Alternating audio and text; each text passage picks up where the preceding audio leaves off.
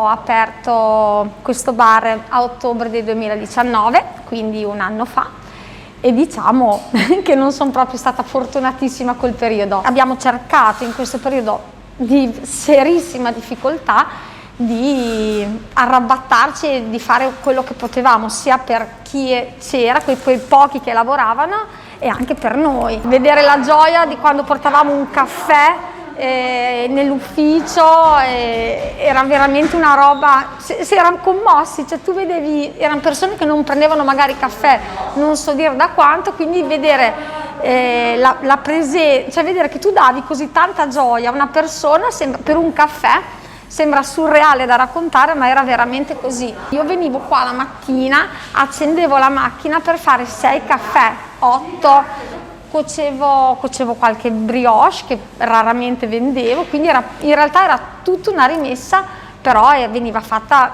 perché io vedere queste persone così felici per un caffè non riuscivo a non portarglielo. Abbiamo cercato di fare come meglio potevamo per far felici loro e per aiutare anche comunque noi.